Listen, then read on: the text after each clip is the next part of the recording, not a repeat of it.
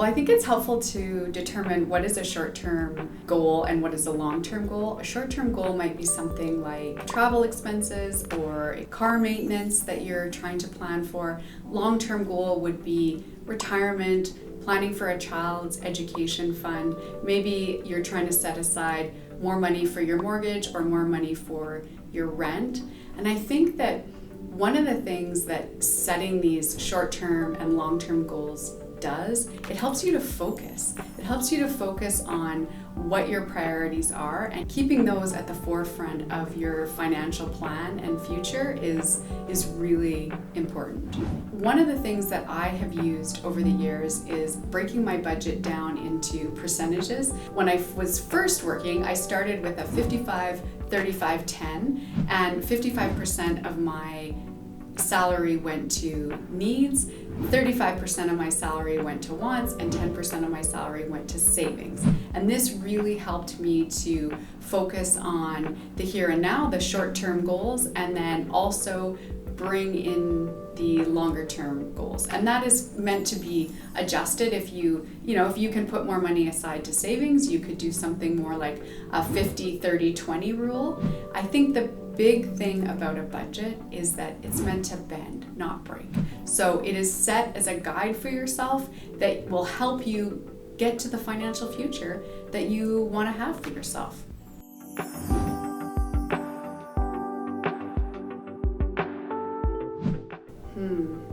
I would say not tracking your expenses. I think one day you wake up and you're like, oh my gosh, where did all my money go? And when you don't track your expenses, it doesn't give you a great picture of where you're spending your money on a day-to-day basis. So yeah, budgeting can be very, very tedious. I know that. It'll help you set yourself up for success in the long term when you look at where your money is going. And budgeting can be really hard, but I will say it is a very effective way to help you live the life that you want to live.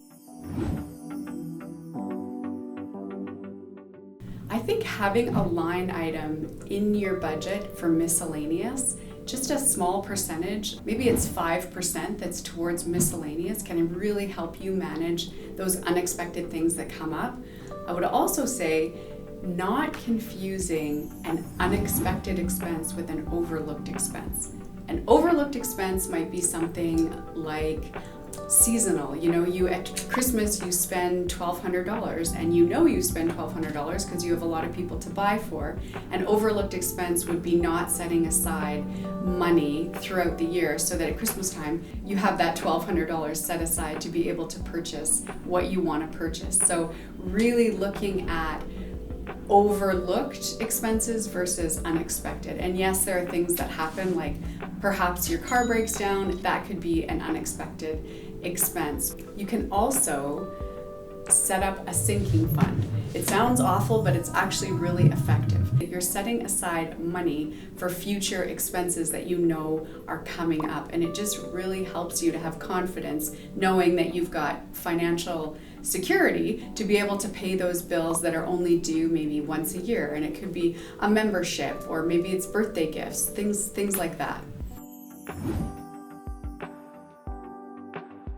Yeah, if you live in a major city in Canada, there is definitely a pay-to-play factor that you will be facing. And I think someone of my generation is not as in touch with that because I didn't face the same housing crisis that Gen Zs and millennials are facing today. I actually want to bring in my son to help me answer this question because he is living in a high-cost environment.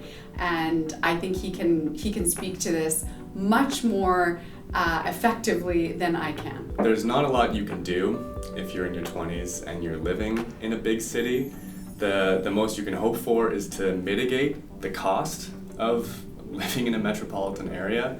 One of those things is simply accepting the reality that if you're in your 20s, you're probably not going to be able to afford a studio or a one-bedroom. You're probably going to have roommates for the next 5 to 10 years.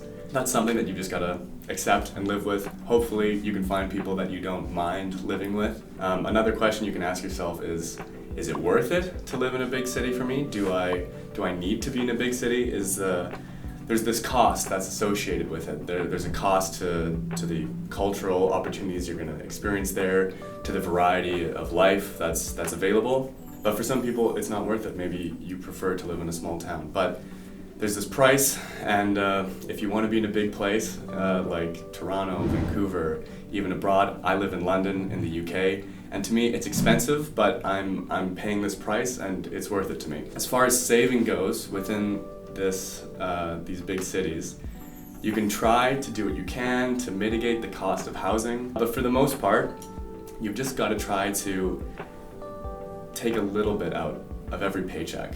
I tried $50, just $50, and it does build up over time. You are living a bit more dangerously. You have to ask yourself, what constitutes an emergency? Maybe it's not a huge deal. Maybe I can get through this. You're not gonna have the same savings, but such is life in these times. Another thing to be aware of is what I like to call lifestyle inflation. You receive a paycheck and the money gets into your bank account and it's more money than you've ever seen in there at a single time. And the first thought your brain has is, I should get Gucci shoes. This is, I think, a natural reaction to starting to make some money. You think that you can afford it, you think that these are fun things to buy. But the answer no is usually your friend. You need to check those impulses because they're usually not the correct ones. There's ways around it. I mean, half my outfit right now is thrifted. Secondhand is your friend. You don't always need to be getting new clothes. But it's tough as well because you might have friends that are making a decent amount more than you. If you have friends in investment banking or something, it's going to seem, these frivolous expenditures for them, going out on the weekend or getting nice clothes, are heavy expenditures for you. So it's just being aware of where you're at and trying to weigh out the options in front of you and make the maybe more conservative choice than you want to. A significant thing for me that my mom actually showed me was coffee. I was getting coffee every day, I'm working full time. You just want to get out of the house in the morning, and she showed me, like, James, if you're spending £3 a day over the course of 365 days, that's more than 1 month's rent. And that was really eye-opening for me because that's a significant amount of money. That's a whole month off that I can change my yearly budget for. So the next thing I did was I bought a mocha pot for £20 and I bought a kilo bag of coffee. And now I just make coffee for myself every morning.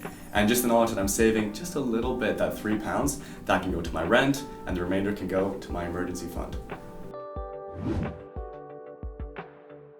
Years ago, I learned a term called the snowball method, and it is a method where you take your smallest debt and you pay that off first because it can give you motivation to see that, okay, I just tackled this small credit card debt and now I'll go on to a larger debt. So the idea is you take your smallest debt and move to your biggest debt.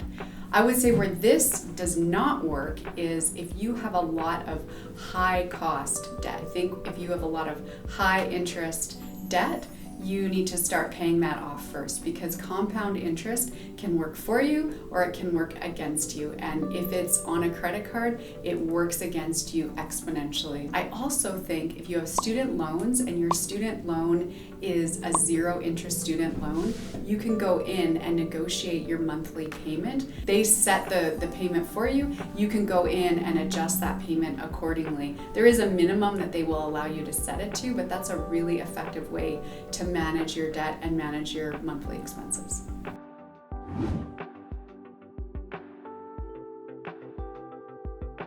How much you should ideally save really depends on how much you're earning and at what stage of life you are at. I actually want to bring my son back in to speak to this because he is a Gen Z and he's living in a high cost environment and he's having to plan for things differently than myself because I'm in a different phase of life. Emergency fund. It is tough if you're living in a big city, when you're working your first real job. You don't have a ton to put away. For me personally, it is a very small amount and I've had to redefine what I consider to be an emergency. Sometimes there's not a lot of money in the bank account. As long as you are putting away a little bit, you know you're never at zero. You don't ever want to be living paycheck to paycheck. I try to put away $50, just $50 a month. And the way I approach it is every paycheck I receive, I just try to remove 25. You know, you get a third paycheck every whatever, third month or something. And then you've got a little bit of this cushion, but over time this does build up, and it's better to have something than not have anything. Like, it doesn't feel like a lot of money, but in my mind it's better to do it than not to do it.